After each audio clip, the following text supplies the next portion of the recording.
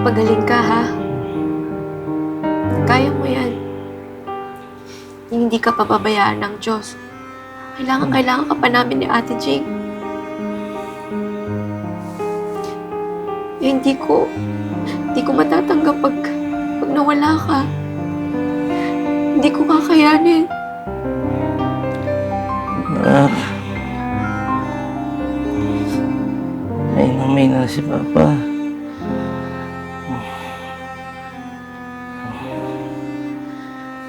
Salamat sa pag-aalaga mo.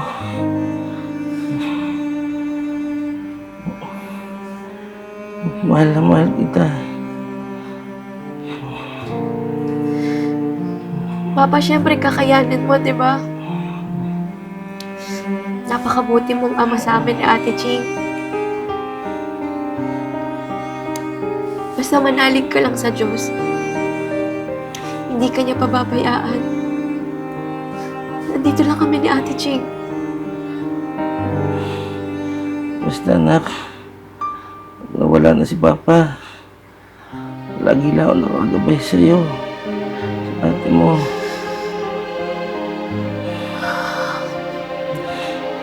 Piliin mo maging masaya. Hindi mo maging matatag. At ang pananalig at pananampalataya sa Diyos. Dapat palaging matibay.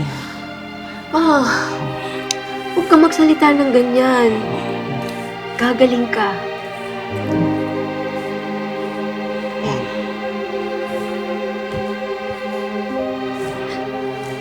Basta magdasal ka, manalangin ka, ha? Huwag ka magsalita ng ganyan. Diyan ka muna, ha? Kukuha ko ng gamot para makainom ka na.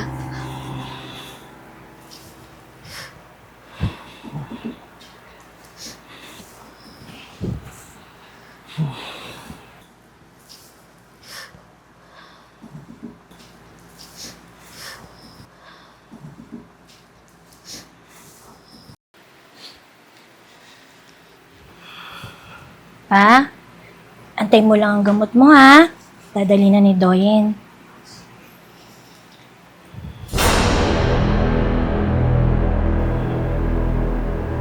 Pa?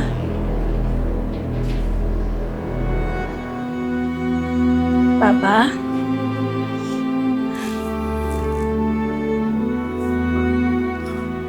Papa! Papa? Papa! Papa! Doyen! Doyen na Papa! Papa! Papa! Doyen! Doyen na Papa! Doyen!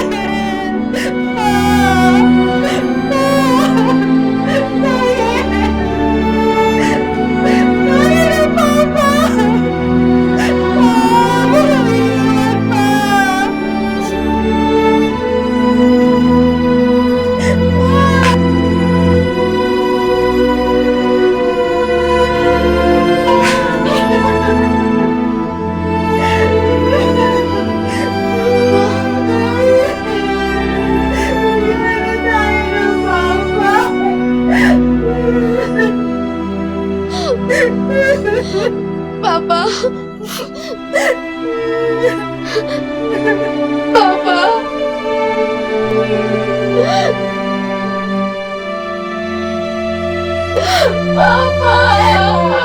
Papa!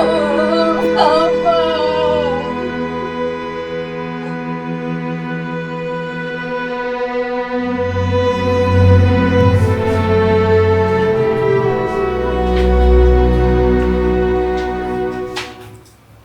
Akala ko may Diyos, ate. Wala pala. Doyen, huwag ka magsasalita ng ganyan. Bakit hindi? Kung totoo siya, dapat pinakinggan niya lahat ng panalangin natin. Bakit niya kinuha si Papa?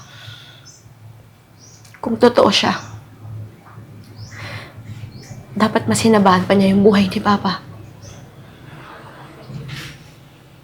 Doyen, alam kong masakit yung nangyari.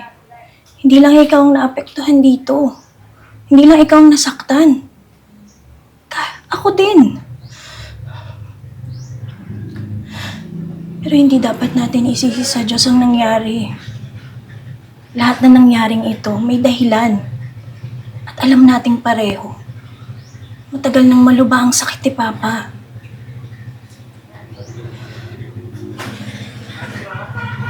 Basta simula ngayon, di na ako naniniwala na may Diyos.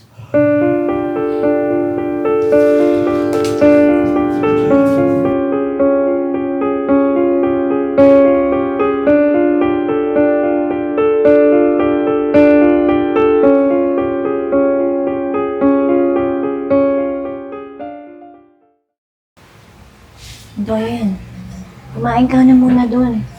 Nakaraw ka na hindi kumakain. Baka naman magkasakit ka niyan.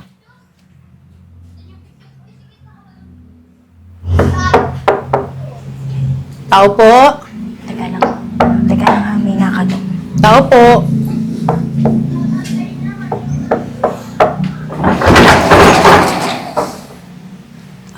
Sino po sila? Ate, parang familiar ka. Nakita na kita sa burol at libing ni Papa. Kamag-anak ka ba namin? Ako nga pala si Zai. Zai de los Reyes.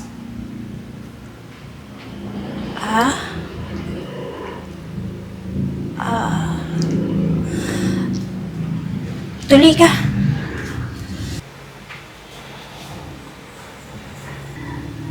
Anong sadya mo sana?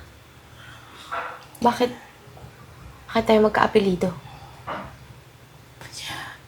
Andun ako nung libing ni Papa. Papa? Nagpapatawa ka ba? Ate Jing, pwede bang paalisin mo na siya? Wala akong panahon makipag-usap sa kanya. Hindi ako nakikipagbiruan sa inyo. Unang nakilala ng Papa ang nanay ko. Bago pa ikasal sa nanay ninyo.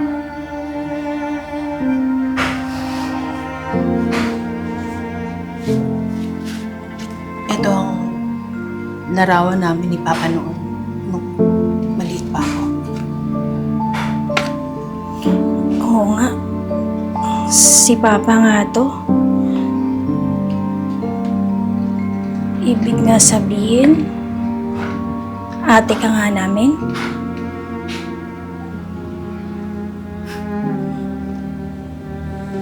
Wala akong panahong makinig sa mga sinasabi mo. Nagluluksa pa ako. Ate Jing, paalisin mo na yan.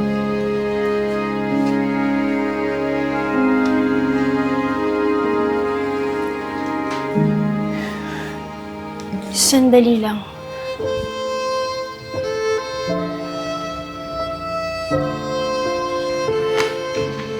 Sana matanggap niyo ko. Wala na akong ibang mapupuntahan.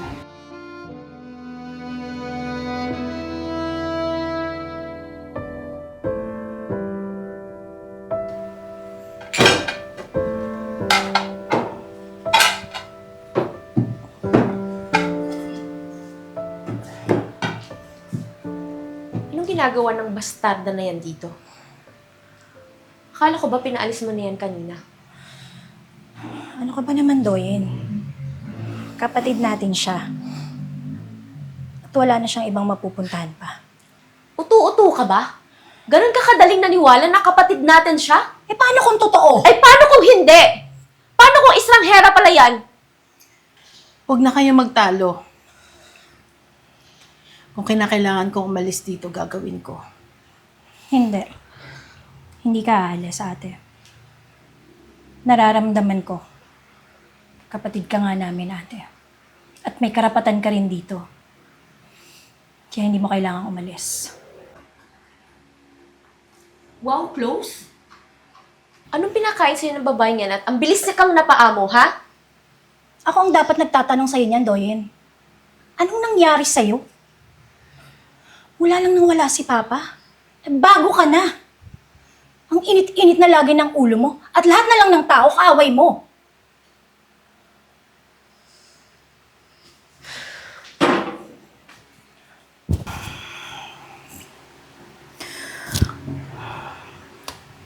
Ate Sai, pagpasensya mo na si Doyen, ha? Hindi naman talaga ganun ang ugali niya eh. Nagbago lang lahat mula nung nawala si Papa.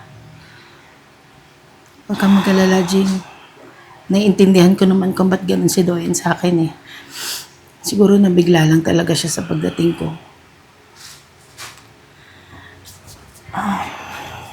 Ate, matagal ba kayong nagkasama ni Papa?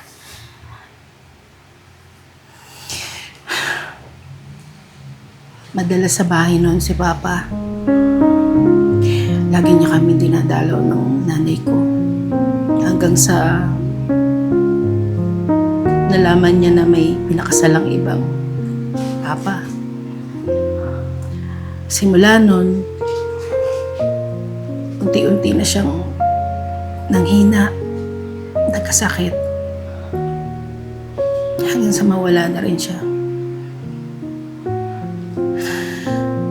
Bata pa lang ako noon, naulila na ako. Kung saan-saan ako nakitira. Sino-sino nag-alaga sa akin. Hanggang sa mapatira ako sa kapatid ni Papa sa Manila. Siya na yung nagsabi sa akin ng tungkol sa inyo. At kung nasaan kayo. Sayang nga lang hindi ko na naabutan ng Papa.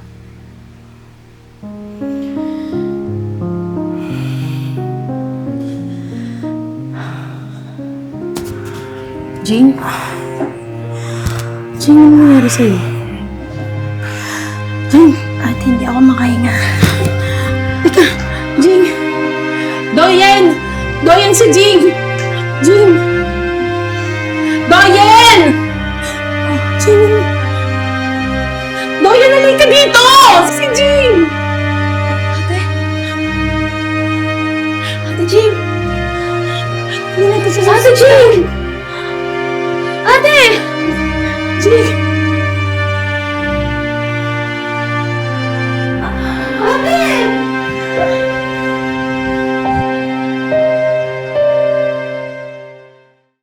Ngayong wala na si Ate Jane, pwede ka nang umalis sa bahay na to. Hindi ka na kailangan. Sabi ko naman, di ba? Walang Diyos. Hindi totoo ang Diyos. Kasi kung totoo siya, hindi niya hahayaan na sa pangalawang pagkakataon mawalan ako ng mahal sa buhay. Nang ganun-ganun lang.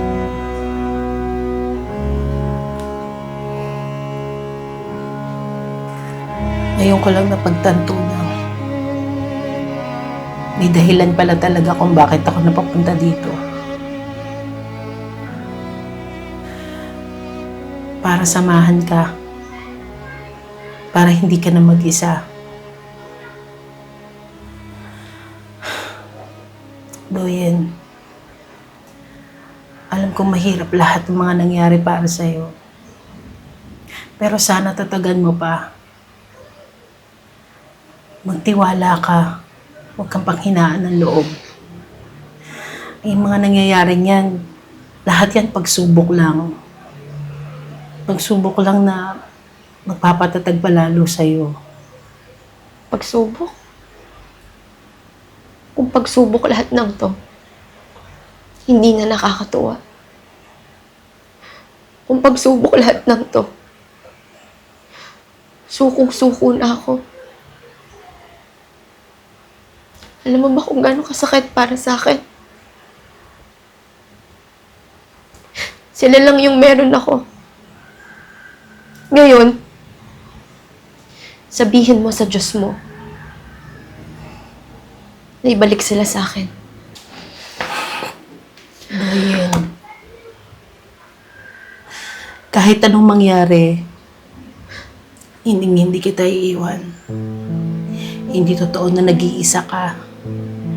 Nandito pa ako. Hindi ako aalis sa tabi mo kahit anong mangyari. Silang dalawa yung kailangan ko. Si Papa at si Ate Ching.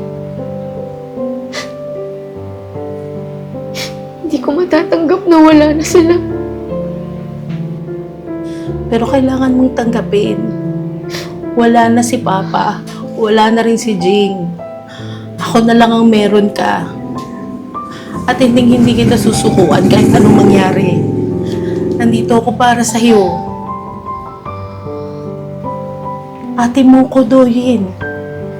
Magkapatid tayo.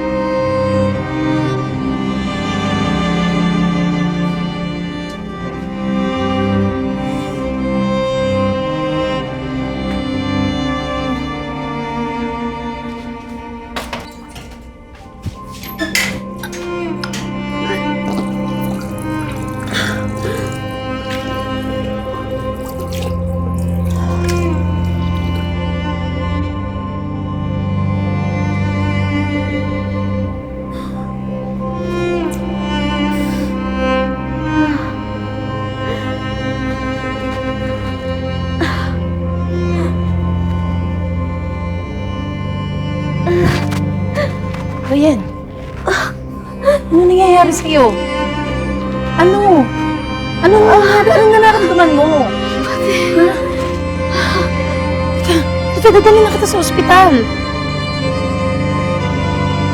Ano? Kaya mo pa ba?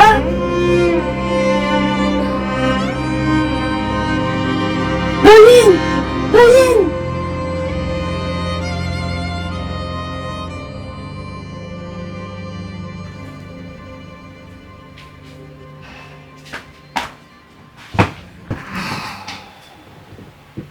Doyen, pahinga ka ha.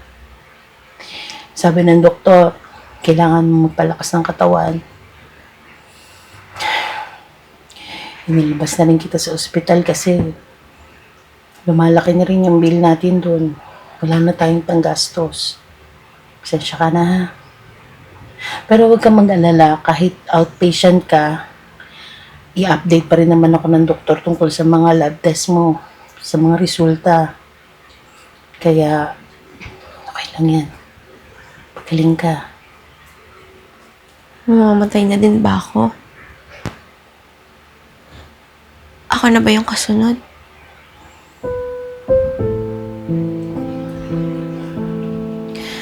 Ang daming bagay sa mundo minsan na palaisipan. Kung bakit nangyayari. Kung bakit may umaalis. May bumabalik.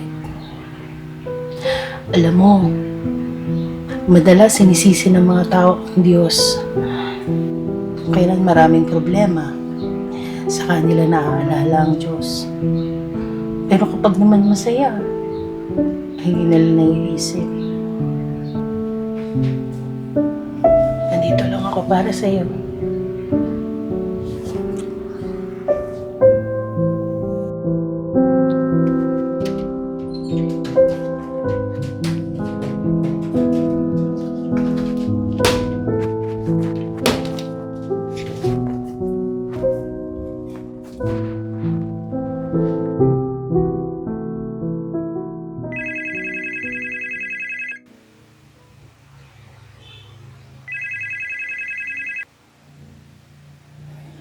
Hello? Hello po, Doc. Opo. Ano po? Organ donor? Ah, sige po, Doc. Sige po, magpapacheck up po ako. Magpapacheck po ako kung compatible po kami ng kapatid ko. Sige po, kahit ano po, Doc, ang gagawin ko. Salamat po. Salamat po, Doc.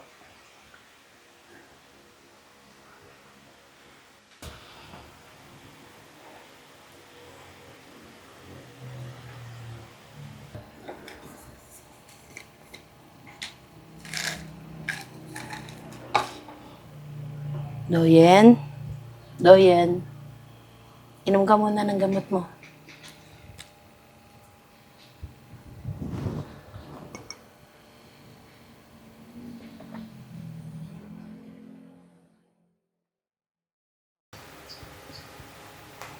Doyen, masaya ako kasi nakikita kong unti-unti nang bumabalik yung dati mong lakas.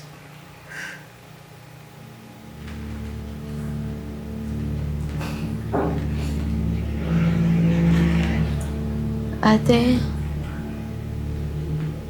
bakit ginagawa mo pa rin sa akin lahat ng to sa kabila ng hindi magandang trato ko sa'yo?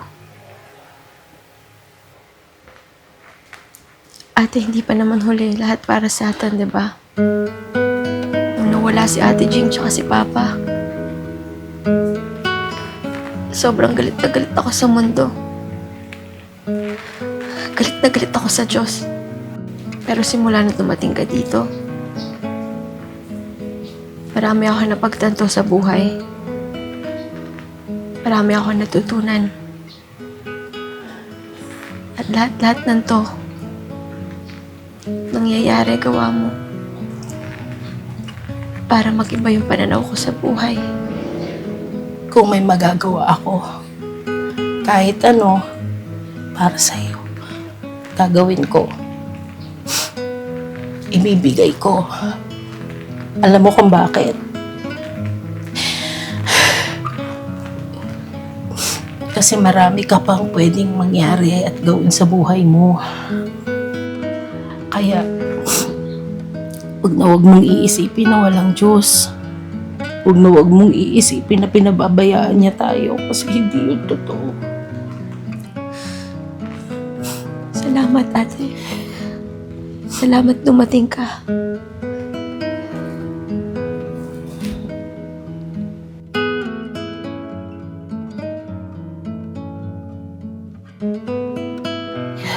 Dito lang si ate sa tabi mo. Kahit anong mangyari.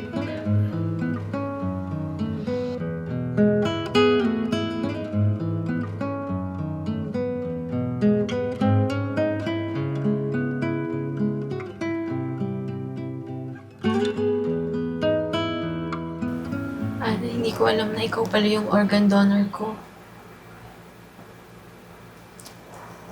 Salamat, ha. Huwag ka mag-alala. Aalagaan kita. Hindi ka na mag-iisa. May kasama ka na sa lahat ng bagay.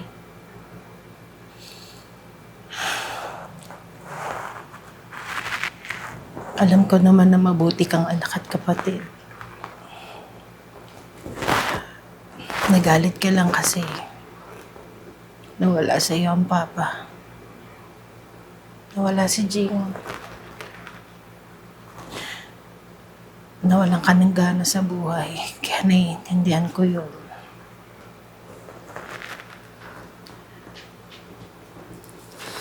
Isa lang gusto ko, Doyen. Gusto ko huwag na huwag mawawala yung pananalig mo sa Diyos. Huwag na huwag kang mawawala ng tiwala sa Kanya. Pangako mo yan sa akin. Patawarin mo ako, ha. Patawarin mo ako sa lahat ng hindi magandang trato ko sa'yo. Napakabuti mong tao. Dapat hindi kita tinrato ng ganon. Totoo ang Diyos, ate.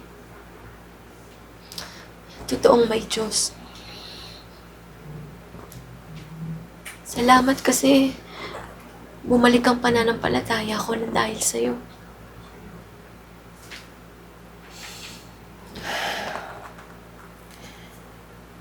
Masaya ako marinig sa Handoyan. At kung dumating man yung araw na mag-isa ka na lang, lagi mong tatandaan na nandito lang ako sa tabi mo. Maging matatag ka. Ano man pagsubok ang dumating sa buhay mo.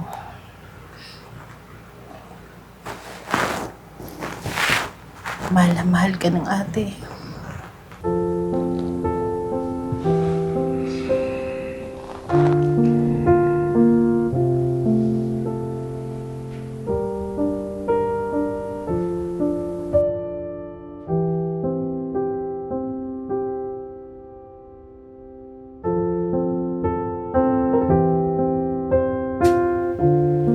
Ate? Ate, kain ka. Pinagluto kita. Ate? Ate? Ate, gising. Kain ka. Pagkatapos mo kumain, ipapasyal kita sa labas. Ate Sai?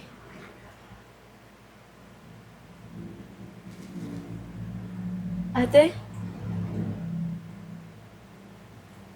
Ate Sai?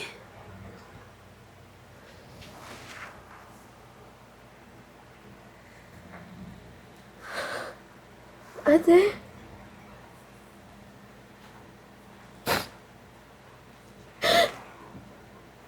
Ate, gising.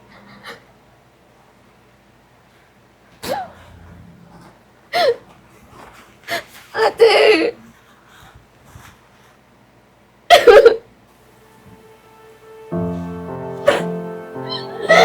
Ate, gising, huwag mo akong iwanan!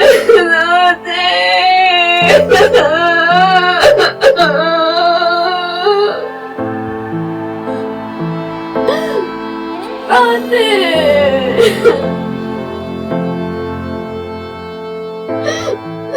Ate! Hindi gumising ka! Huwag mo akong iwan!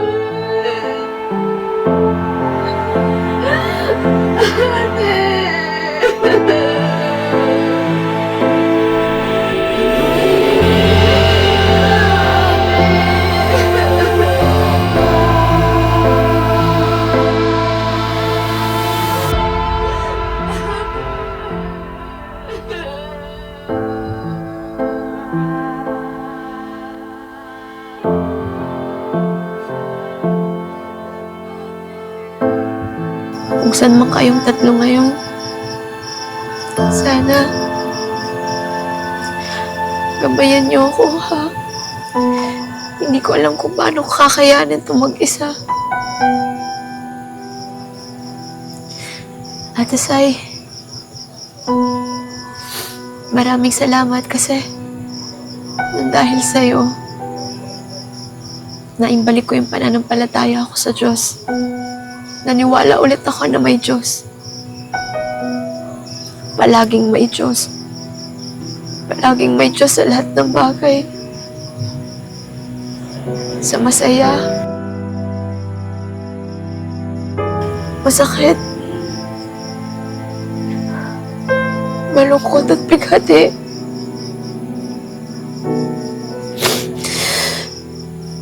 Mamimiss ko kayo lahat.